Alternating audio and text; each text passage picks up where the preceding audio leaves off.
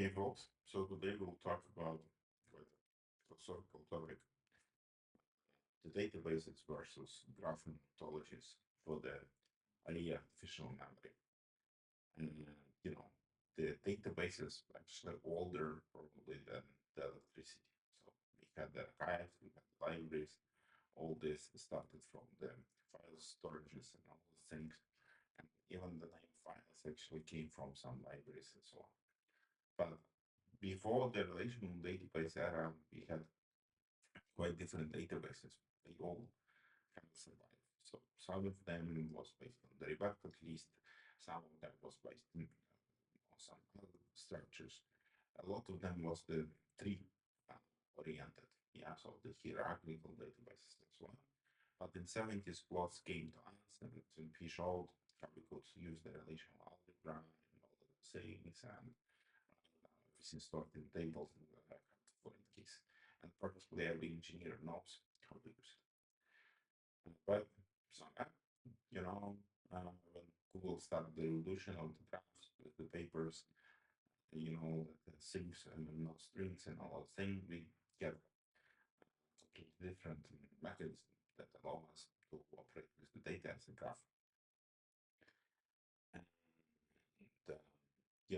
it's important to understand how the construction and how the philosophy of these two approaches works together, and especially what could be used by the artificial intelligence memory. And the databases, when you start building the database, you focus on the vectorization forms, you build everything from scratch, you create all tables, create relations.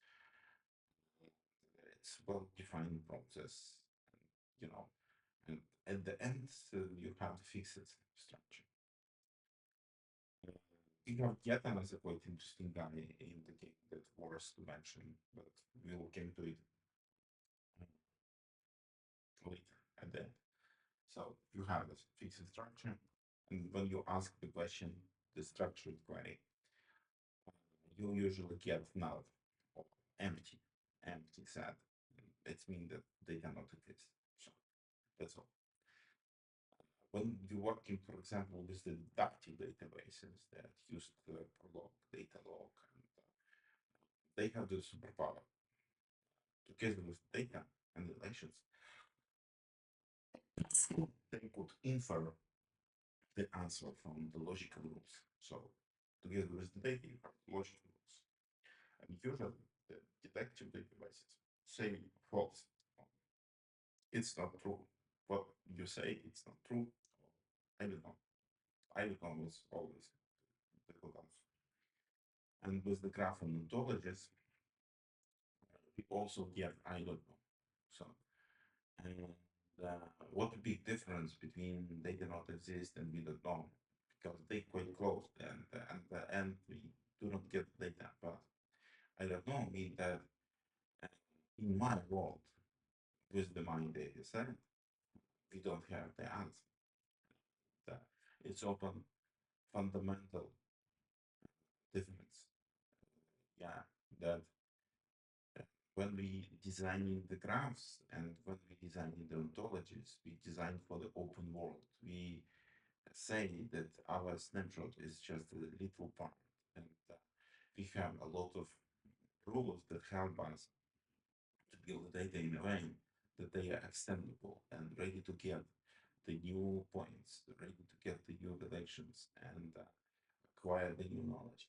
And the big, for example, topic of the open world versus fixed worlds, that in the fixed worlds, you could have the strict identifiers. In an open world, it's much harder to have the fixed identifier because, uh, you know, yet another body condition exists and all other things, and you really need to think about the identifiers for the resources that really uh, uniquely describe the resource and all of the things. That's why we have URIs and all of the things. It's one big difference is the name. Another difference that you always ready to acquire the new knowledge. Yeah, so that's the main thing.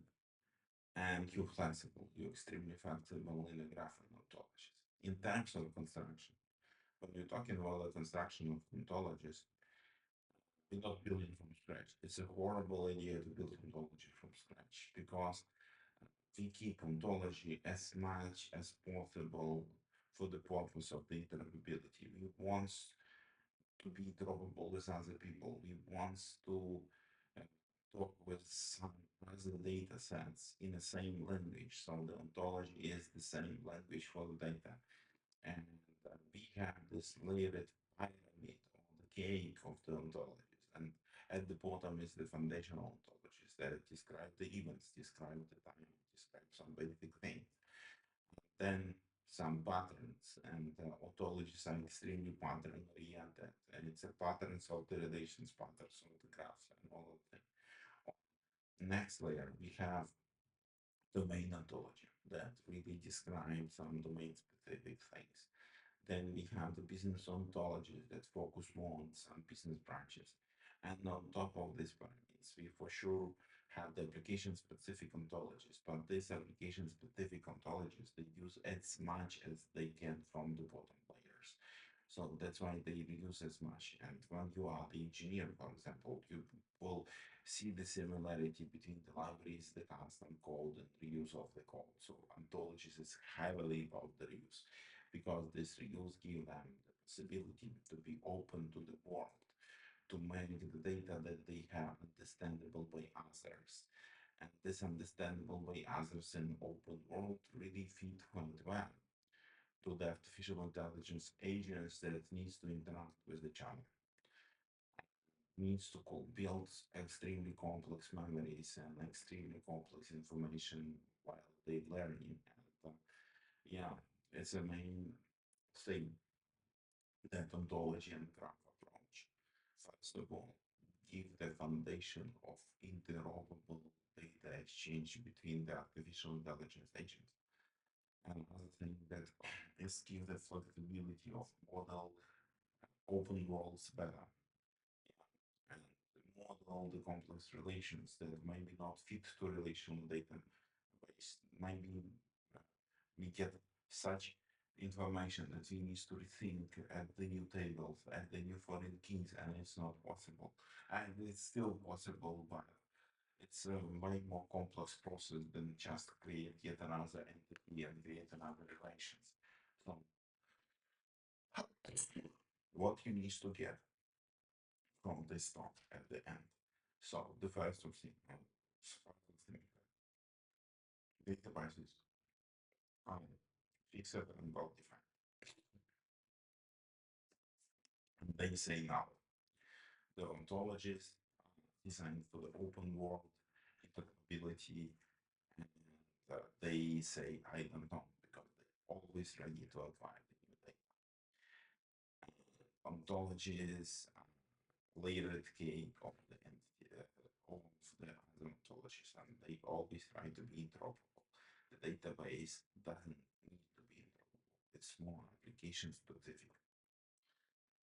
Yeah, the databases focus on the normalization and keeping the data normalized. The ontologies focus on interoperability and keeping the data understandable for others and be open. Uh, the databases say null, and the ontology systems say I don't know. And in my humble opinion, the ontologies and the graph approach, they more suitable for agents that learn on the fly and creating the new connections. And what most important is give the super cool foundations for the data exchange between the agents because they are interoperable.